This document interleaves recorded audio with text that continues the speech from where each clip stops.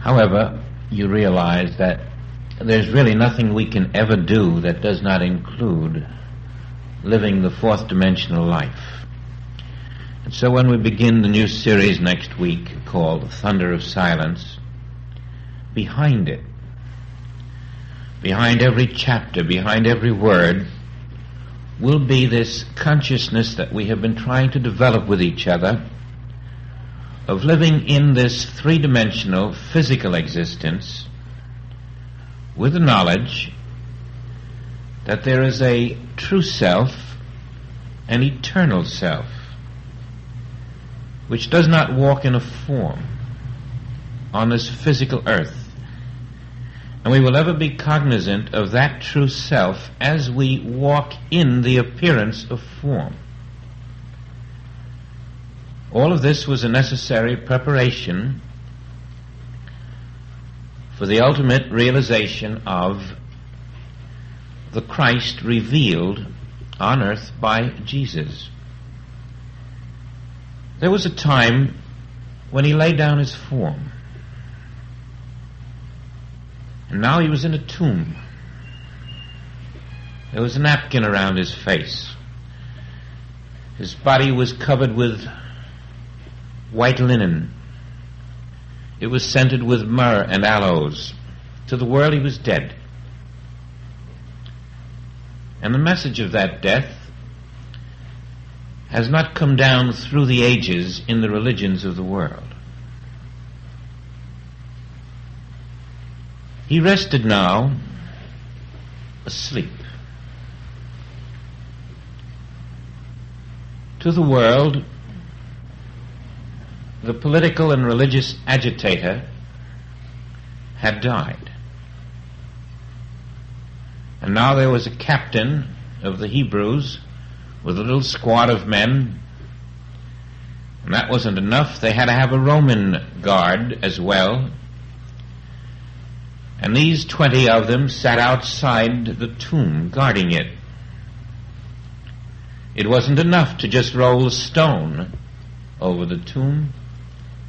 They had to roll another stone over the tomb to make it 2. And then they had to put the seal of Pilate on that stone to be sure that it wasn't moved, so they could detect any change. They were protecting the possibility that the body of Jesus would be stolen by his followers in order to make good his statement that if you destroy this temple in 3 days, I will raise it up again. And the Hebrews, who had trumped up the charges in the first place, had prevailed upon Pilate that it would do a great deal of harm if the disciples of Jesus did steal the body and let the world believe that he had really risen from the tomb.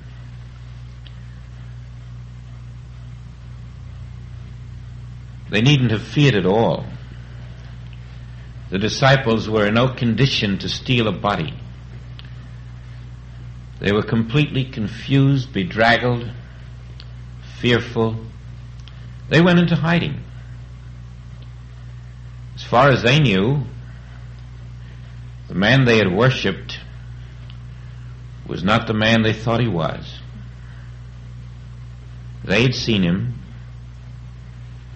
a common criminal in their eyes, in the eyes of the mob, spat upon, ridiculed, mocked, taunted.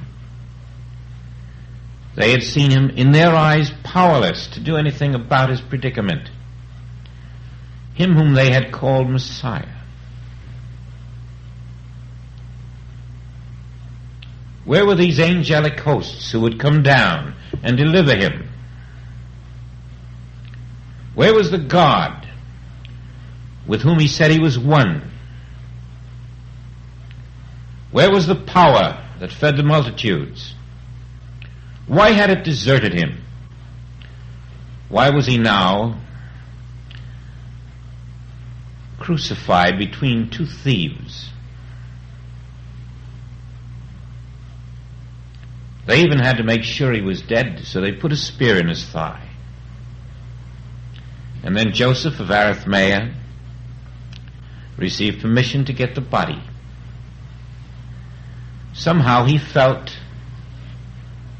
that the promise that I would rise again would be fulfilled. Even Nicodemus entertained that idea, the elderly gentleman who had discussed rebirth in earlier days with Jesus. But you couldn't find a single disciple to say, yes, he will rise again. They had never really understood the meaning of that. As a matter of fact, they had quite a mental block about it. Every time he said, but I will return again, they failed to hear the inner meaning. They could never conceive of a life on earth without their master, without his physical presence, without his human authority and leadership to tell them where to go and what to do, how to think. And so they never really listened carefully when he told them he would return. To them, this was just a vague promise that they could not comprehend. And now, having seen how powerless he was against the Romans, against the Sanhedrin, they were literally certain that they had made a mistake. Peter particularly was in deep fear, a fear born of a sense of guilt. He had denied the Master 3 times, and the Master knew it, and the Master had predicted it. And he had seen a look on the Master's face after his denials when he had passed by, a look of love and compassion. And Peter wondered if the Master actually did rise again. What would become of him? He who had 3 times said, no, I'm not one of his followers. Why, I don't even know the man. Never saw him in my life. Never heard of him. Who is he?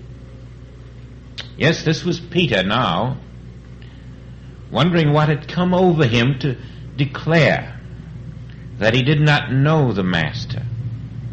And yet vaguely he sensed the possibility that there would be a rising. And the question was, what would happen to me, Peter, if the Master did rise? And each disciple within himself had a battle to fight. Some feared for their very lives. They were known to be followers of one who was declared an enemy of the Roman Empire.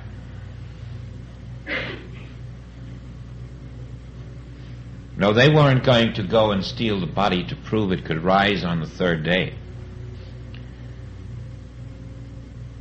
If you wanted to find them, you'd have to go to the house of Mark in the upper chamber, where 10 of them were hiding. You wouldn't find Thomas there. He had gone off by himself. And that was the state of the disciples at the time that the body of Jesus lay in the tomb of Joseph of Arimathea. The Sanhedrin had won a great victory, they thought. Here was this religious agitator who had denied their God. There was no way to kill him legally. The only charge they could get up was one that he was disloyal to the religion of the Hebrews. They could not kill him on that basis without the permission of Rome, and Rome would not hear of it. So they had to trump up the next charge. which they did. And that charge was, he has told us not to pay tribute, not to pay our taxes to Caesar. And then a third charge to make it more persuasive. He has declared he is a king. And he has a kingdom. And any other kingdom than the Roman Empire would be a threat to the kingdom of the Roman Empire. He is even violent. He said he would build a temple after this was destroyed.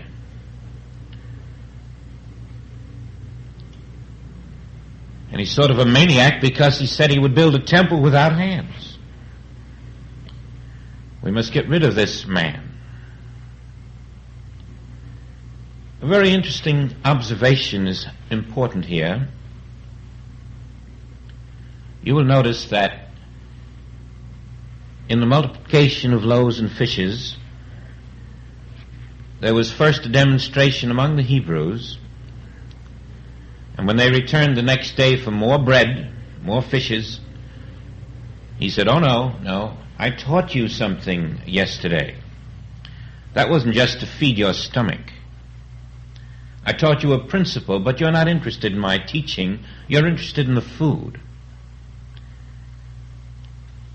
And so he went across the bay, performed the same experiment there, and again with loaves and fishes he demonstrated, not to the Hebrews, but to the Gentiles, the multiplication of loaves and fishes. And because we know today that this was possible only because of the invisible Christ, we realize that he was demonstrating the Christ omnipresent where the Hebrews were, and then the Christ omnipresent where the Gentiles were, showing the omnipresence of Christ regardless of religion. And now in reverse, another principle was being demonstrated, almost the same. First, the trumped-up charges of the Sanhedrin. Here's mortal mind, omnipresent among the Hebrews, but not only there. Now we go to Pilate, and we find mortal mind omnipresent among the Gentiles. He was demonstrating the two forces in this world. The Christ omnipresent among all nations, and now mortal mind present among all nations. The two great forces, the one real, the one unreal.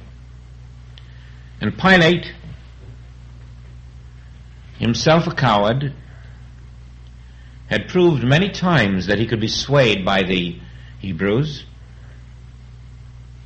All they had to do was wiggle a finger under his nose and say, "If you don't do this, we'll let the emperor know about your treason." And Pilate would swallow his pride and kowtow because he feared more for himself and his job than anything else. And now he was met with the angry Semites, mere handful of 30, who had met at a very unorthodox hour, men who in one part of their consciousness were able to say, "We uphold the law of God," and able to say that we cannot meet on Saturdays and we cannot do things on the Passover that we do on other days. But here it was the morning of the Passover, and they were very able to meet to condemn a man to death. There's been no greater hypocrisy anywhere. This is an impersonal statement, as you will see. From this, we find Pilate now faced with their demands that this man be removed. But Pilate can find no fault with this man. What has he done? What are the charges? If he's a religious fanatic, that's no business of Rome. And about these taxes you say he shouldn't pay, he tells you not to pay. I can't believe that. This is the man who said, "Render unto Caesar what is Caesar's." And his kingdom, I have spoken to him about that. Do you know what he said to me? He said that he has no kingdom on earth. He said his kingdom was not of this world. No, this is no political agitator. I cannot take this man's life on my hands. "Oh, but you must, said the Sanhedrin. And now they plotted beautifully. There was an angry mob outside. It was that time of the year, the Passover, when one thief, one prisoner, was released by Rome to show their goodwill to the Hebrews.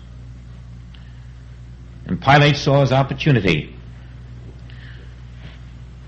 And so he said to the angry mob,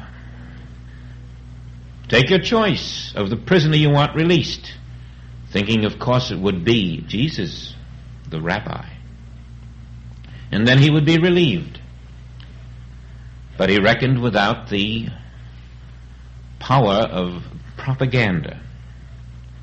By now the mob was incited, and the Sanhedrin itself spoke out, "Give us Jesus, the Christ crucified.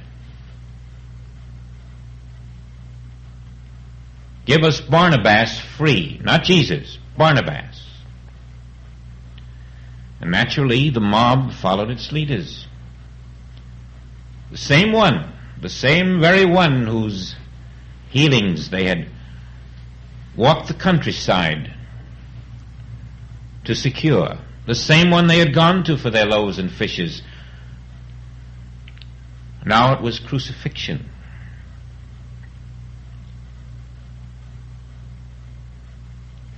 The human mind revealed there as that fluctuating commodity which is not of God. The hate, the desire to kill, the fear, the desire to preserve one's own ideals, one's own personality, regardless of what you are annihilating in the process. All of this mortal mind, crucifying not Jesus, crucifying the invisible spirit within each individual there. The outer appearance of a Jesus was but the symbol of the inner crucifixion that each man was doing at that moment to the Christ of his own being. A crucifixion that has continued to this moment. And then between the two thieves, taking the place of the one Barnabas who was released, he was crucified. Why two thieves? It had just been revealed that mortal mind dwells in the Roman Empire, mortal mind dwells in the Sanhedrin. Each was willing to sacrifice the invisible Christ, personified by the physical Jesus. Why? Because each was protecting their own physical lives. Pilate was protecting his position. How could he thwart the desires of an angry mob? How could he thwart this Caiaphas who came up to him and looked at him and said, "Rome will hear of your treason if this man is not crucified"? And so he washed his hands. He turned his back on truth, ever willing to compromise.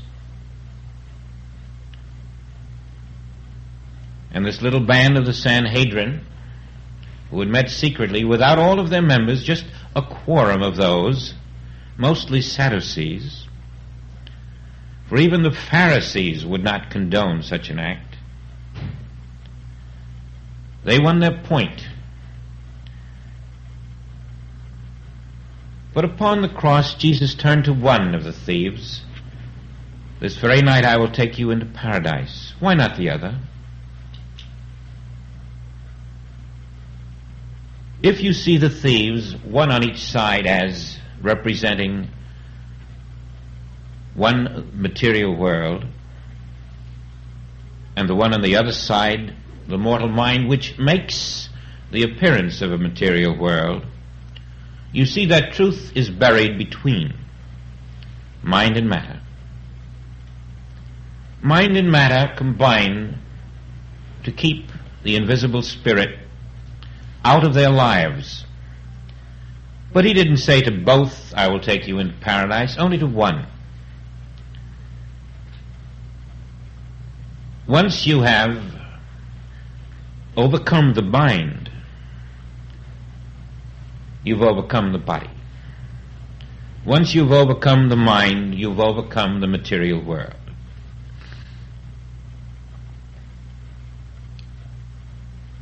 And so he lay now in the tomb.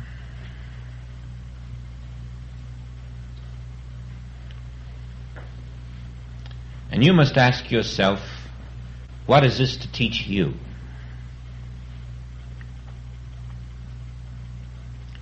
Because we know that between that moment that he was placed in that tomb on a Friday afternoon and on Sunday morning when the women came, he was no longer there. What happened in between? A whole religion has been built upon what happened in between. He rose from the dead. But did he?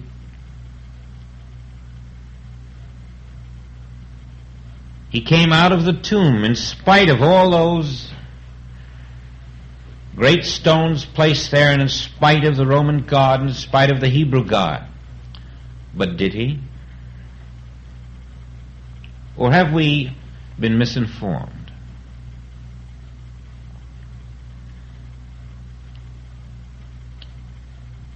It is important today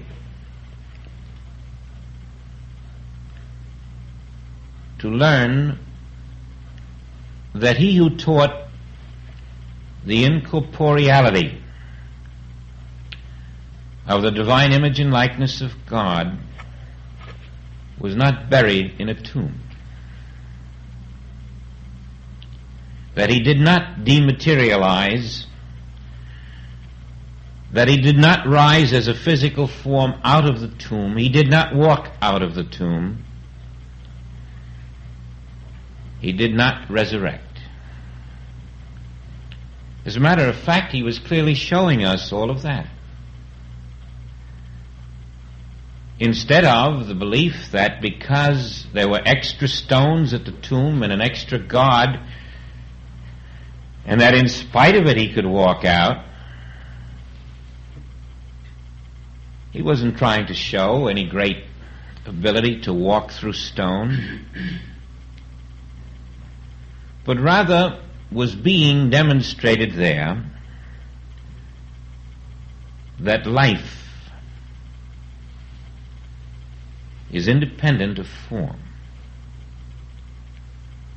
that life is all that exists, and that form can never contain or confine life. He was revealing the nature of your being as life, not form.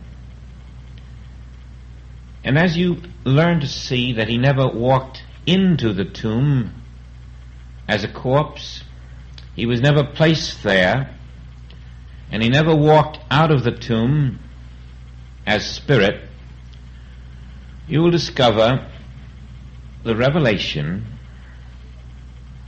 that no Jesus was ever buried. No Jesus ever lived in a human form. You will discover that no person was there to bury him, no person to carry him into the tomb. He was revealing the non-reality of all form on this earth. Now, if you will look at it from that point of view for a moment,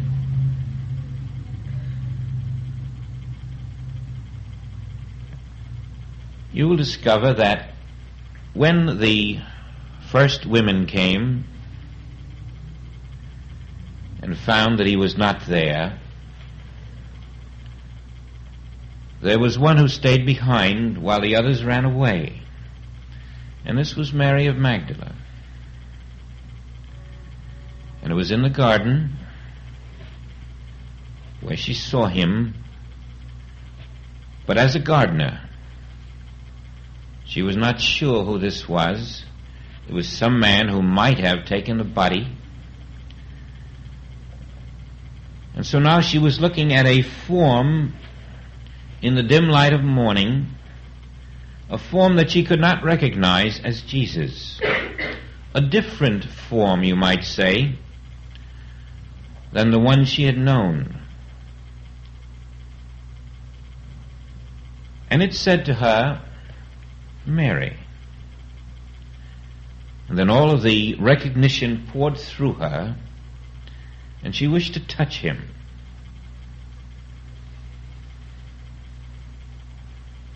Touch me not, I have not yet ascended. In these words was a revelation that he had been trying to give to his disciples for those 3 years. Don't lean on the physical self. Don't touch this so-called physical me. Don't depend upon anything physical in this world. Wait till I have ascended means find instead the spiritual reality. For as you place your faith on anything physical in this world, you are placing it upon an illusion that cannot sustain your faith. Never had his disciples understood the non-reality of form. And even in this last moment, that so-called resurrected form was telling Mary, do not touch me, I have not yet ascended. This was the intermediate stage between man's recognition of the spiritual reality and man's departure from the material form. This represented not Jesus' transition in form, but rather the transition in the consciousness of mankind, coming to the belief first of material form, then of an intermediate form, a transitional form, not quite like the physical form, a form that probably required no circulation of blood, no senses, no air to breathe, and then finally rising to the highest truth of all, that of spiritual form, completely invisible to all human sense. He was telling us not to be satisfied with even an intermediate form, but only to accept the pure truth of being, to ascend unto the reality of the spiritual nature of our own being. The form of Jesus represents your form. And as he died physically to that form, he was setting an example for each of us to learn to die physically in our consciousness to the belief in form. And dying to that belief in form, we too rise out of the tomb. Not by going into a physical tomb and rising out of a physical tomb, but by rising out of the tomb of physicality created by the two thieves on the cross. The thief of mortal mind on one side and the thief of matter on the other, we too learn that we have been crucified between these two thieves in the same way. But he voluntarily permitted himself to be crucified and to walk into a tomb. We must voluntarily permit ourselves to enter into the new understanding that life is your only name. You are neither human mind nor matter. And as you rest in the tomb, dwelling there in the realization of identity, you will find that all of the Roman gods outside, the Hebrew gods, the double stones, the seal of the Pilate, all of this will be unable to maintain you in that tomb of matter. All of the world's power will be unable to hold you bound, confined. For the real release is in the knowledge that I do not dwell in physical form. When we see Jesus in that light, we will see the demonstration that the disciples could not understand. And we will be lifted higher to see that the rising of the Christ is the understanding within ourselves of the great revelation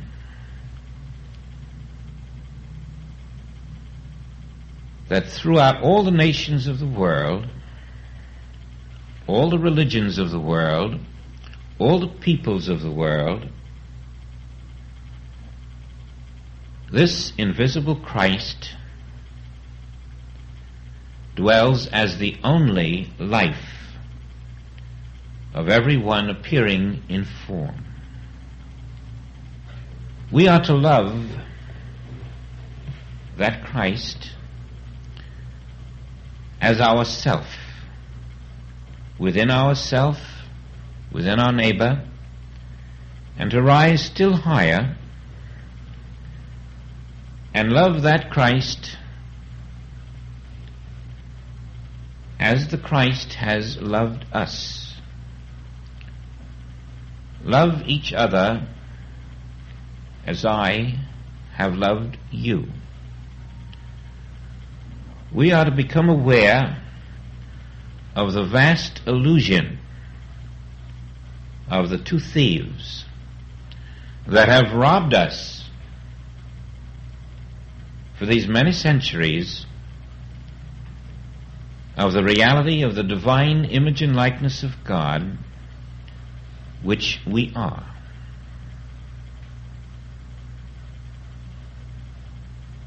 Love one another as I, the Christ of God, have loved you, is the revelation of the one invisible Christ omnipresent in this universe. There is nowhere and no one who is not this invisible Christ. And when you put it all together, you have the revelation of one perfect life, which is never in a tomb, but may appear to be if you devaluate reality into a mortal being, which is never entombed, even though ignorance and superstition may seem to entomb it.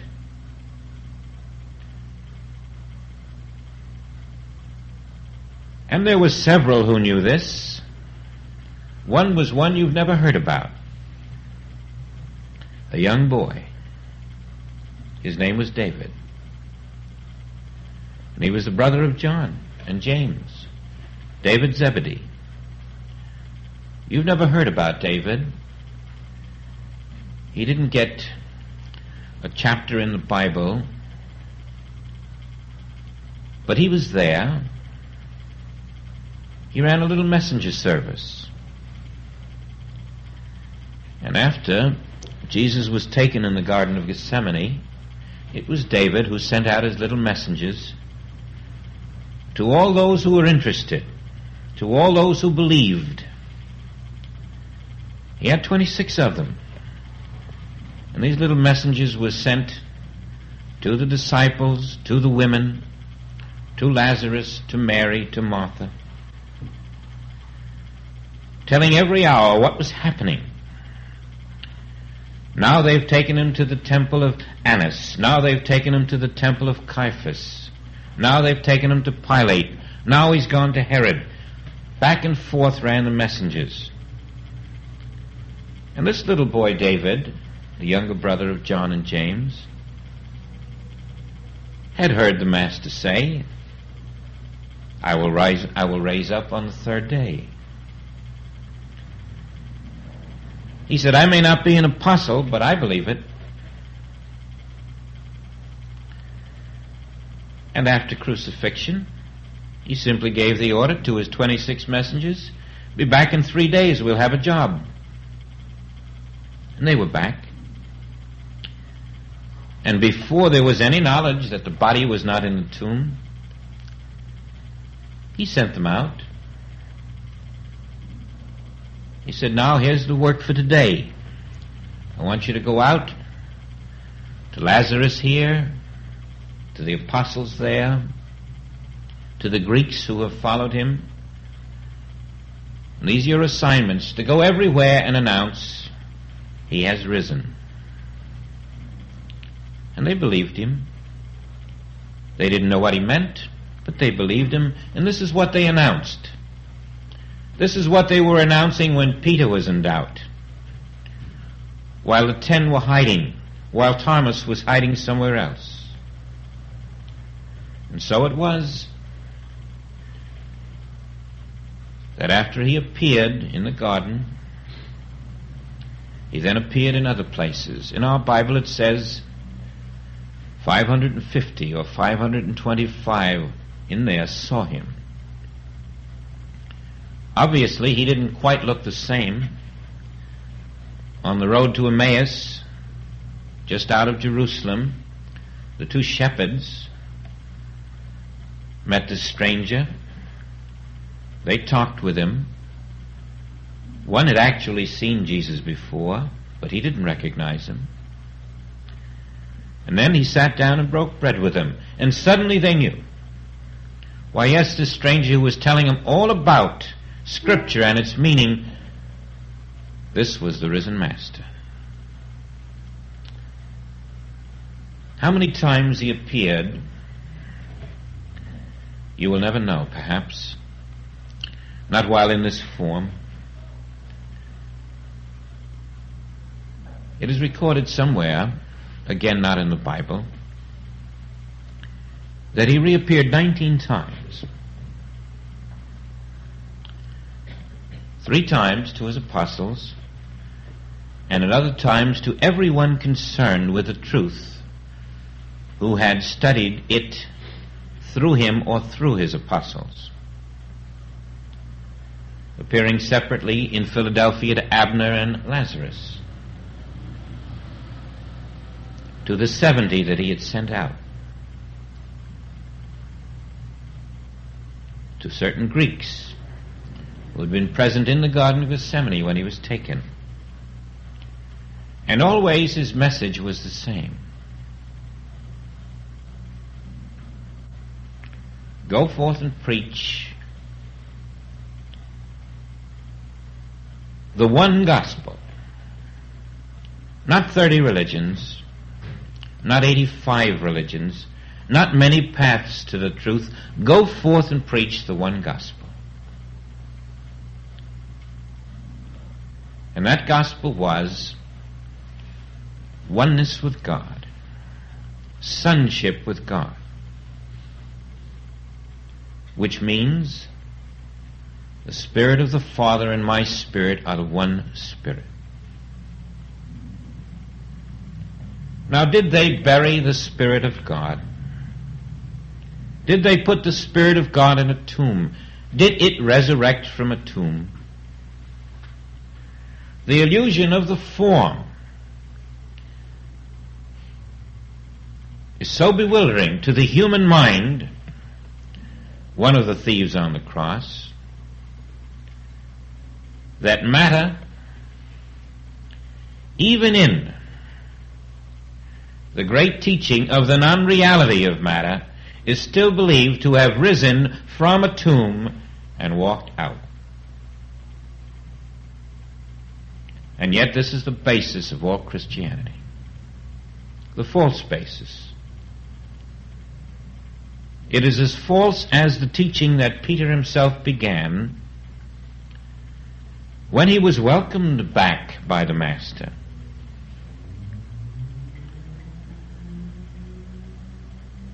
It is recorded elsewhere that before he reappeared to the apostles, he first reappeared to the 5 women who came to the tomb, then to Mary, and then privately in his third appearance to his brother James. His brother James was with Martha and Mary alone by the tomb of Lazarus. And there, just as one of the messengers as David had come to announce that he had been risen, they were looking for James to tell him this when the risen Christ appeared there to his own brother and said, "James, I have come to ask you to join the work." And then before appearing to the apostles, while Peter was privately living in his own personal torture, privately there, it is said, that the Christ appeared, assuring him to drop his sense of guilt. What he did was normal and understood, and he was accepted because the very Spirit of the Christ was the name of his own being.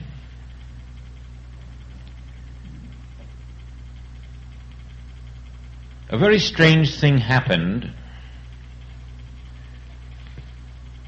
when Peter made his first public speech.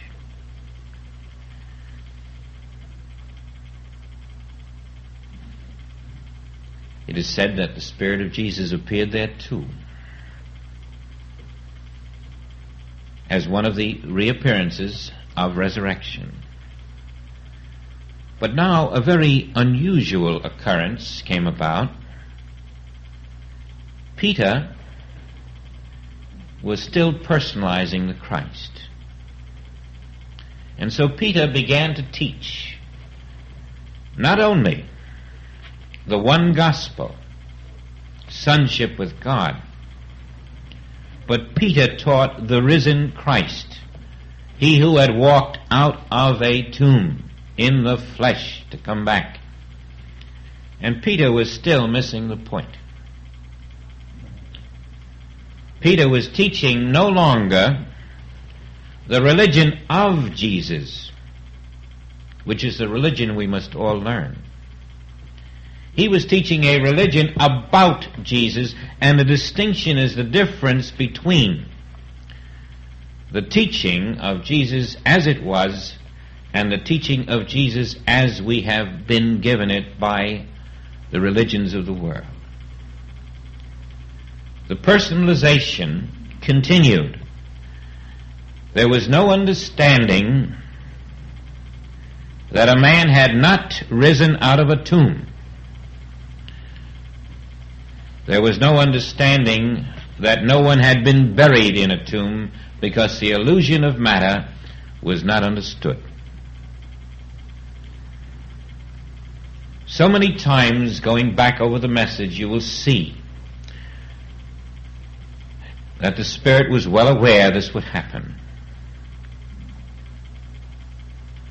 To the Pharisees, many times it said, "Ye judge after the flesh.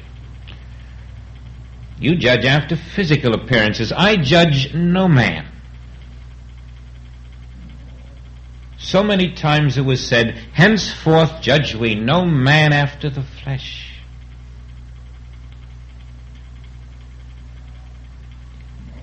And so you must see the vast panorama of this teaching is that Spirit being all, the acceptance of a material world, including the acceptance of a material crucifixion, a material resurrection, is part of the illusion of the teaching itself. It is revealing the allness of Spirit,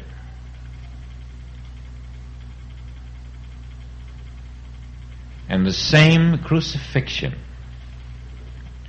of the falseness of the material world, right down to the falseness of the material self,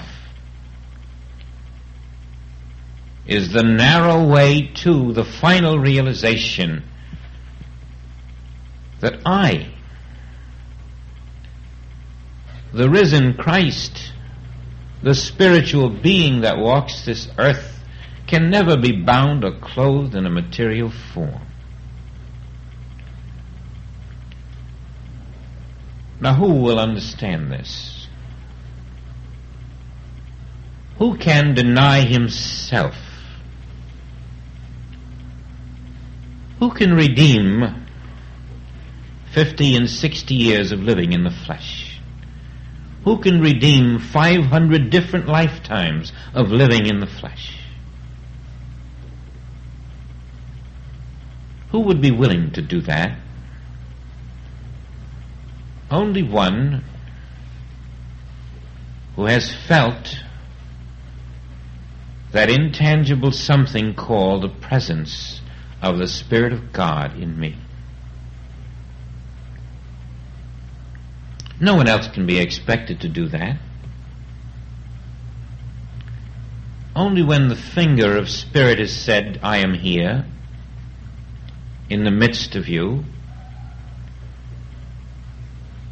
Don't dwell in that temporary selfhood. I am your eternal self. You know I have no physical form. And only when this has occurred within you, when the reality of Spirit has so penetrated your consciousness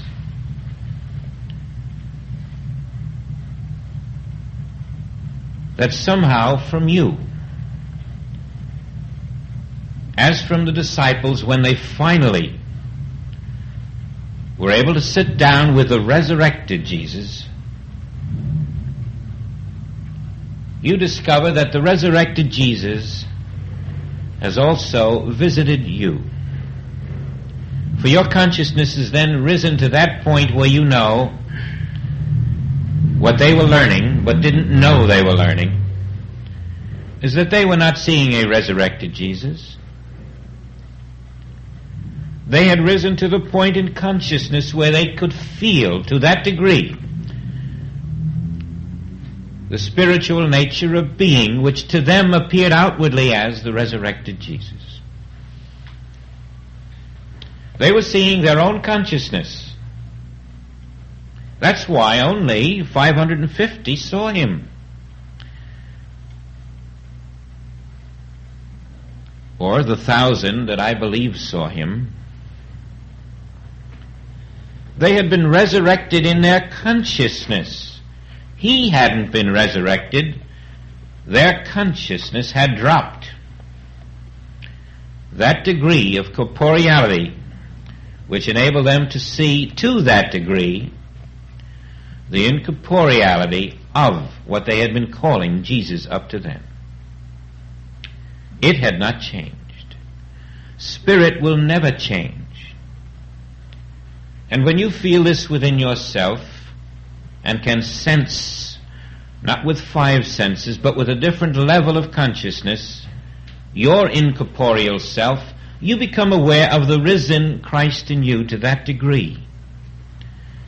And then no man upon the earth can persuade you that you are man of flesh. For having felt the Spirit, something in you makes you so only to the Spirit. For you realize you're only halfway home. Still you must not accept yourself as the flesh, for you have not yet ascended. Touch me not. Touch not even this transitional form. There is no place to stop. There must be a total ascension above the belief in corporeal form. Not even this transitional state is enough.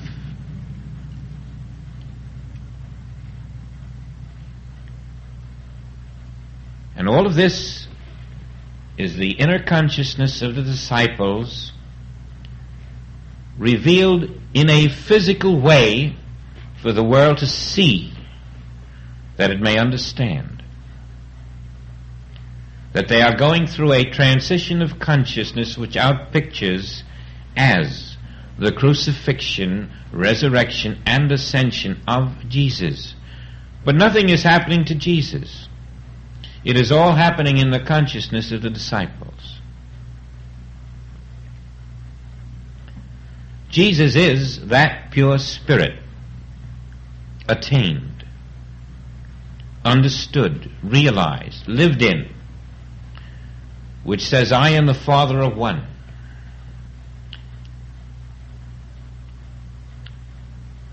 And we are beginning that transition ourselves. Only in our case, the resurrection won't be of Jesus.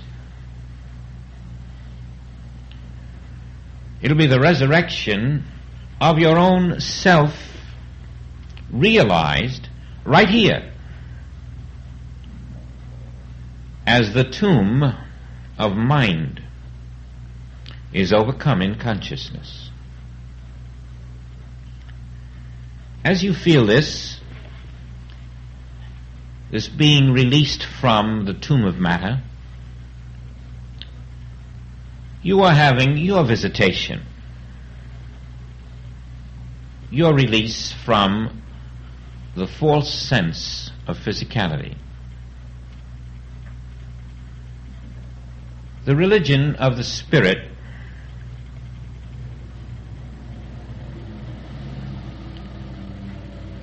is not the religion of men of flesh worshipping an external God. The religion of the Spirit is the realization that Spirit is God. Spirit is self. Spirit needs no ritual, no ceremony, no words of prayer. You see, Jesus had taken this beyond Moses. I am. That I am. And that was as far as Moses went. Now the nature of that I am is revealed. That I am is God itself. And the nature of God is revealed as pure spirit. Infinite in nature, eternal. And we find there is no temporary creature on the earth. As we thaw out of this false consciousness, we can know that we are not temporary creatures encased in temporary matter. That was the demonstration of the Master.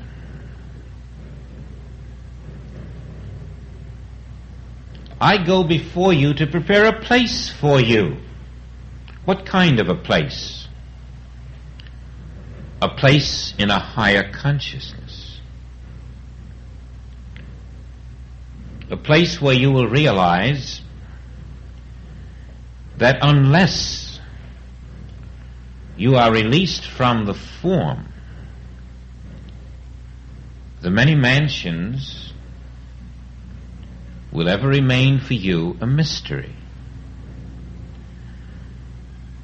But surely those of us who have found the entrance to these many mansions know that there is not a moment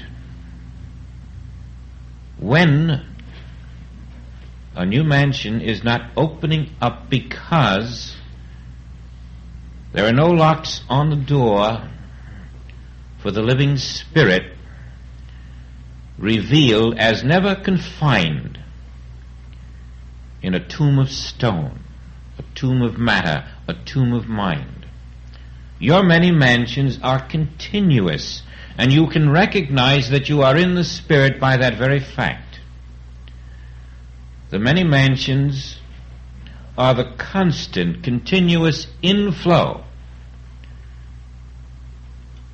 of new understanding, new levels of peace. The glorious realization that I have found identity which is continuously fed by the Spirit itself, nourished by the Spirit, maintained by the Spirit, and then perhaps a realization that has not come to you, that the space around you is not empty. You know it's filled with warmth and light and air, and maybe sounds that the ears cannot hear, and sights that the eye cannot see, but none of this is what's really there. Right where you are comes that glorious knowledge that all this so-called empty space is the Spirit of God. All of it. Right up to your very tongue, right up to your face, right up to your skin. All around you is the Spirit of God. And everywhere that it is a garment without a seam. It is undivided. It is continuous. And these little marshmallows popping around in that sea of spirit called form, they never were us. We are the sea of spirit itself. And your consciousness moves out of the form into the sea of spirit and sees the form for what it is, only an out-picturing at a certain point of a mental idea.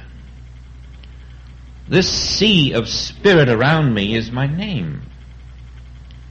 This is the Christ. This is reality. And you're out of the marshmallow form, out of the tomb, risen from the false conception, risen from the false consciousness. But you haven't risen. You simply know who you are. This is the meaning of resurrection. Yes, there's more. But if you remember, the Master said to his disciples, there is more that I would tell you, but you're not ready for it. Do you think he meant because they had no capacity for it? No, there was another meaning there. For he later said, and not very long after, he said, I have told you everything that the Father has told me. And yet, he said, there is more. And so when you put these two together, you find what he was saying is this. there is a place in consciousness where you must terminate your belief that you're going to find something from someone else. Even that which appears as the Master had to say to them, there is more that you should know, but I cannot tell it to you. But when the Comforter comes, when the very Spirit of truth comes, you will be given that which you must know. So there is a place where mouth to mouth reaches a limitation that must be fulfilled only by self-realization that I am the living Spirit itself. And then the Spirit of truth of your own spirit becomes to you what Jesus had been to those disciples. Your living Comforter. As it became their living Comforter when the man of the flesh was no longer visible to them, and finally the Spirit of truth came to give them what he had said was available for them but could not be given them by the personalized Jesus, but only by the realized Christ. Your education begins when the Spirit of truth enters your consciousness and the infinite becomes your teacher. Then you know that what is being fed to you is the living Spirit itself, living itself as yourself. Then the many mansions begin. They do not begin when two of us get together and talk truth. The many mansions have nothing to do with the truth that passes from one mouth to another. The many mansions begin when there is only one, and that one is your spiritual self. And that is the place he went to prepare. Always the symbolism must be seen. I am that place. I, the Spirit of your being, am that place where the many mansions begin.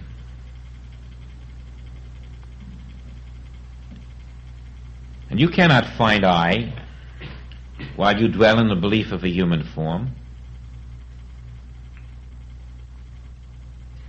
That must be understood.